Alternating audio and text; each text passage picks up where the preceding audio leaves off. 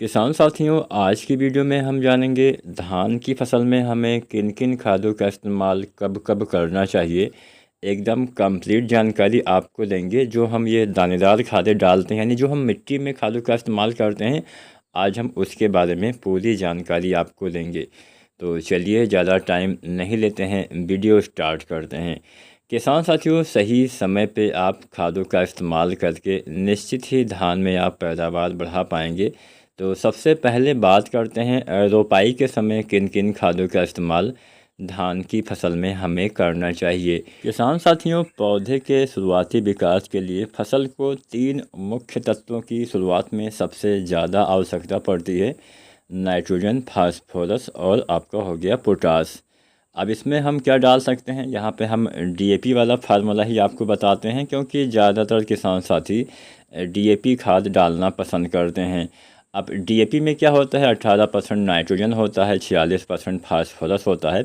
तो डीएपी की अगर हम मात्रा के बारे में जानें तो इसका आपको लगभग 30 से लेकर 40 किलो मात्रा पर एकड़ के हिसाब से इस्तेमाल करना होता है। अब यहाँ पे आपको वैरायटी के पकने के अवधि के हिसाब से खाद डालना है। अगर कोई वैरायटी थोड़ा जल्दी तैयार होती है, मान लीजिए 120 दिन से कम दिन में तैयार होती है, तो उसमें आपको 30 किलो डीएपी डालना है। अगर 120 दिन से ज़्यादा दिन में तैयार होती है, मान लीजिए 130 140 दिन में तैयार होती है, तो उसमें आपको लगभग 40 किलो डीएपी पर एकड़ के हिसाब से डालना है। यहाँ पे मैं एक दो बातें आपको बता दूँ। ये जो हम खाद की मात्रा बता रहे हैं या आगे बताएंगे, वो पर एकड़ के हिसाब से रहने वाली है। इस बात का आपको ध्यान देना है। और वैरायटी के हिसाब से खाद की मात्रा भी आपको कम ज़्यादा करना पड़ेगा। और इन खादों का इस्तेमाल आपको रोपाई करने से पहले करना है। रोपाई करने के बाद अगर आप डीएपी ऊपर से डालते हैं तो इसमें फ़ायदे की जो एक होता है ना कि हाँ कितना % हमें लाभ होगा, उसमें कमी आती है, क्योंकि फास्फोरस एक स्थिर तत्व होता है। अगर आप ऊपर से डालेंगे तो बहुत नीचे तक नहीं जाने से इसका प्रयोग पौधे ज़्यादा मात्रा में सही से नहीं कर पाते हैं। इसलिए आखिरी बार जब आप खेत की तैयारी करते हैं उस समय डीएपी डालना सबसे अच्छा माना जाता है। तो डीएपी हो गया 30 से लेकर 40 किलो। डीएपी के इस्तेमाल से नाइट्रोजन और फास्फोरस की पूर्ति होगी।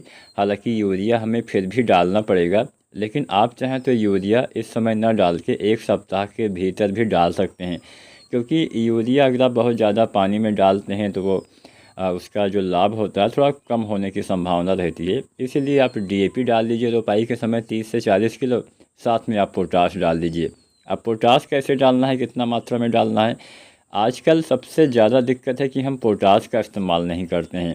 वैसे तो हमें खादों का इस्तेमाल मिट्टी की जांच करने के बाद ही करना चाहिए, लेकिन अगर आप जांच ना करवा पाए हो तो पोटाश आपको जो मात्रा बताई गई है 25 किलो से लेके और 40 किलो तक पोटाश आपको इस्तेमाल करना होता है। मान लीजिए कोई वैरायटी आपकी जो है जल्दी तैयार होती है तो उसमें आप 25 किलो या 30 किलो तक डालिए। कोई वैरायटी मध्यम अवधि की है तो उसमें 30 या 35 किलो तक डालिए। और कोई वैरायटी आपकी देर से तैयार होती है तो लगभग 35 से 40 किलो एमओपी पोटाश जो 60% वाला आता है उसका इस्तेमाल करना है। डीएपी में भी आप ऐसा कर सकते हैं। कोई वैरायटी जल्दी तैयार होती है तो 30 किलो, मध्यम अवधि की है तो 35 किलो, देर से तैयार होती है तो 40 किलो के आसपास आपको डीएपी का इस्तेमाल करना चाहिए। तो डीएपी और पोटास के बाद में हमने आपको बताया। अब यहाँ पे पोटास अगर आप एक अच्छे तरीके से देते हैं तो आपको और ज़्यादा फ़ायदा मिलता है। तो पोटास आपको धान की फसल में 2 बार इस्तेमाल करना चाहिए। एक बार पोटास आप डालिए रोपाई के समय, जब आप डीएपी डालते हैं तो आधी मात्रा पोटास की डाल दीजिए।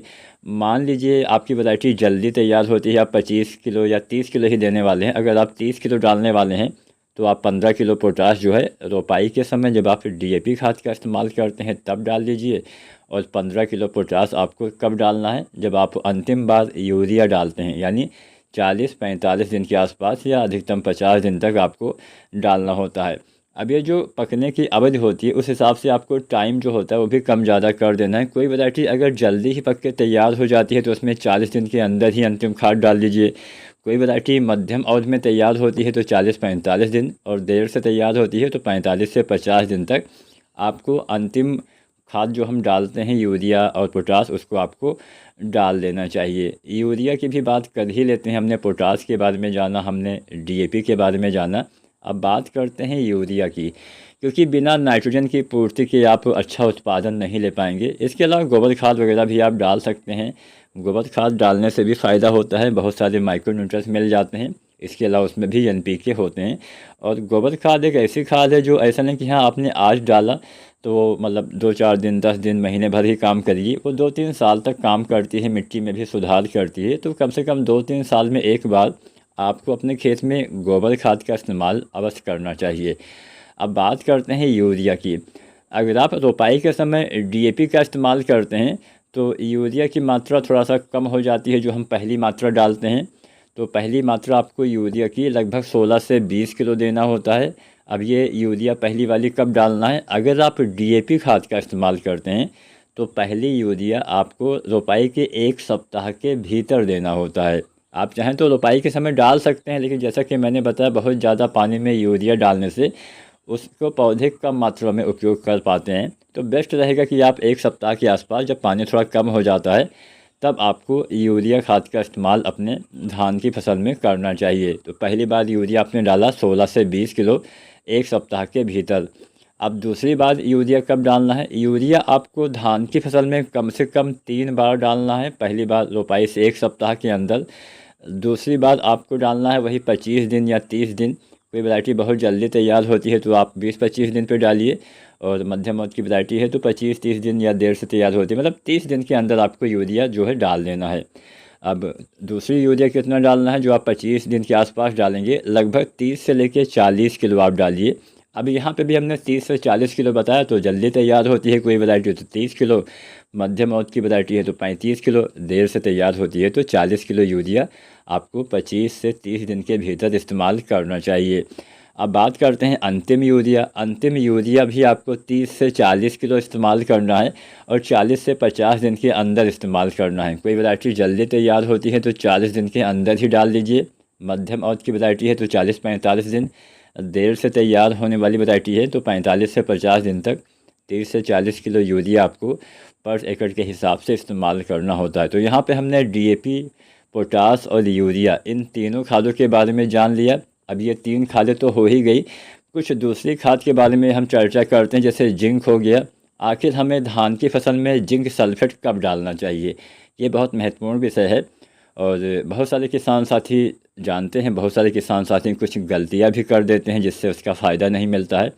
तो बात आती है कब डालना चाहिए जिंक। अगर आप मिट्टी में इस्तेमाल करते हैं तो रोपाई के समय आप जिंक नहीं डाल सकते, या फिर किसी भी फसल में, हम यहाँ पे धान की ही बात नहीं कर रहे हैं, अगर आप गेहूँ लगाते हैं, मक्का लगाते हैं, सरसों लगाते हैं, गन्ना लगाते हैं, कुछ भी लगाते हो, तो उसमें आप बुआई के समय या रोपाई के समय फास्फोरस वाली कोई ना कोई खाद अवश्य डालते होंगे। चाहे आप डीएपी डालते हो, चाहे आप एसएसपी डालते हो, चाहे कोई एनपीके डालते हो। एनपीके भी बहुत तरह से आते हैं, लगभग सभी में फास्फोरस की मात्रा पाई जाती है। यानी फास्फोरस की पूर्ति तो हमें बेसर डोज में करना ही होता है, ताकि जड़ों का विकास अच्छे से हो सके, पौधे में अच्छे से जो है बालियाँ आती हैं, पौधे में अच्छे से फ्लावरिंग होती है। बहुत सारे कार्य फास्फोरस के होते हैं।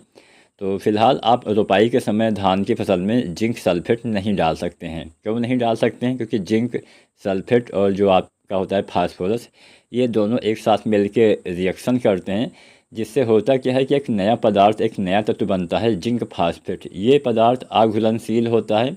आघुलनशील का मतलब मिट्टी में उपलब्ध तो रहेगा, लेकिन पौधे अपने भोजन के रूप में इस तत्व को ग्रहण नहीं कर पाएंगे। तो जितना ये रिएक्शन होके आपस में बर्बाद हो जाएगा, उससे अच्छा है कि आप इसका इस्तेमाल कब करें? जिंक सल्फेट अगर आप मिट्टी में ही डालने वाले हैं, तो जब आप यूरिया डालते हैं दूसरी बार 20, 25 या 30 दिन पर, तब आपको उसी यूरिया के साथ जिंक सल्फेट का इस्तेमाल करना चाहिए। जिंक सल्फेट अगर आप 33% वाला डालते हैं तो 5 किलो से लेकर 7 किलो तक डालना होता है। अगर आप 21% वाला जिंक सल्फेट डालते हैं तो 8 से लेकर 10 किलो पर एकड़ के हिसाब से आपको इसका इस्तेमाल करना होता है। अब यहाँ पे क्या आपको मिट्टी में जिंक सल्फेट डालना चाहिए? मेरा मानना है नहीं डालना चाहिए।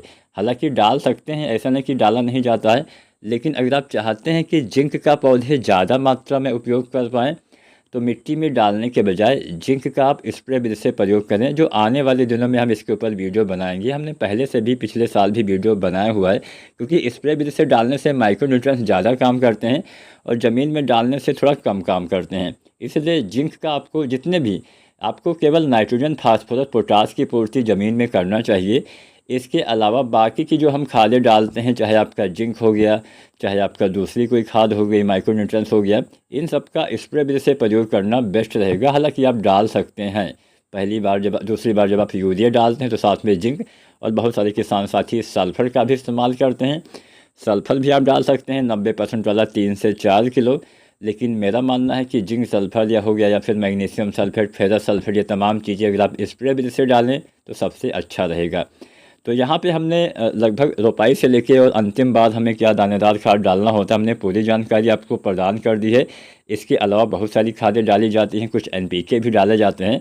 तो इनके ऊपर आने वाले दिनों में आपको वीडियो देखने को मिल जाएगी। अगर आज की मेरी वीडियो आपको अच्छी लगी हो तो आप वीडियो को लाइक करिए। आपका कोई सुझाव हो या कोई सवाल हो तो आप कमेंट करिए, और चैनल को सब्सक्राइब नहीं किया है तो आप SRJ खेती चैनल को सब्सक्राइब भी करिए। धन्यवाद।